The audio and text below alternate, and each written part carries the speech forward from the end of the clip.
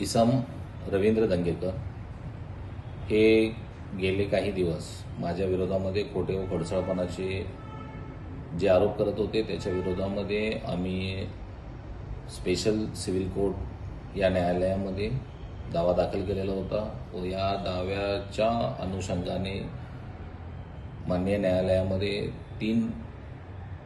तारखा झालेल्या होत्या। तिन्ही तारखेंच्या मध्ये इसम रवींद्र दंगेकर किंवा त्यांच्या वकिलांच्या मार्फत कोणतेही पुरावे अथवा कोणतीही माहिती देण्यात आलेली नव्हती व ती देऊ शकलेली नव्हती। आम्ही इसम रवींद्र दंगेकर याने केलेल्या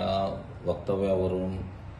मानहानीच्या वक्तव्यावरून, अब्रू नुकसानीच्या वक्तव्यावरून जे काही पुरावे आम्हाला कोर्टाच्या समोर निदर्शनास आणून द्यायचे होते ते माननीय न्यायालयाच्या समोर आम्ही निदर्शनास आणून दिलेले आहेत व त्या अनुषंगाने माननीय न्यायालयाने इसम रवींद्र दंगेकर यांना इथून पुढे समीर पाटील यांच्या विरोधामध्ये हा दावा सुरू असोस तोपर्यंत कोणतेही वक्तव्य करायचे नाहीत अशा कडक शब्दामध्ये बजावलेले आहे व तसा आदेश पारित केलेला आहे। या आदेशावरून हे लक्षात येते की इसम रवींद्र दंगेकर हा व्यक्ती विनाकारण खोटे व खोटारडेपणाचे आरोप करून पुरावे असल्याचे खोटे सांगत होते व ते न्यायालयात दाखल न केल्यानंतर न्यायालयाने दिलेल्या या निकालाचा आम्ही मनापासून आभार मानतो। तसेच ज्या पद्धतीनं रवींद्र दंगेकर टीव्हीमध्ये किंवा इतर सर्व ठिकाणी चॅनलवरती बोलत होते यातील एखादी तरी गोष्ट त्यांनी सिद्ध करायला पाहिजे होती, ज्याचा थोडक्यात एक वाक्य त्यांचं असं होते की माझ्या पाठीमागे वकिलांची फौज आहे, माझ्याकडे ढिगभर पुरावे आहे।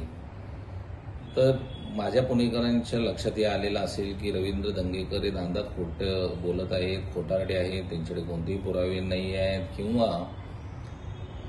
कोणतीही अशी त्यांच्याकडे फौज नाही आहे, कारण आम्ही प्रत्यक्ष कोर्टामध्ये उपस्थित असतो, स्वतःही ते कधी उपस्थित राहिलेले नाही आहेत आणि त्यांची कोणतीही फौज आम्हाला दिसलेली नाही आहे। त्यामुळे माननीय न्यायालयाच्या समोर दूध का दूध, पाणी का पाणी हे सर्व झालेलं आहे।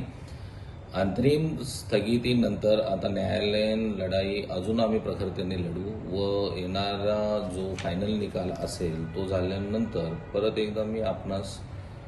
या दाव्यासंदर्भात काय काय गोष्टी घडल्या त्याही कळेल।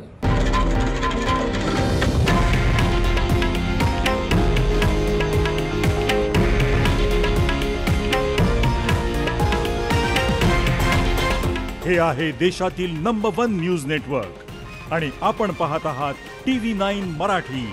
एकमेव।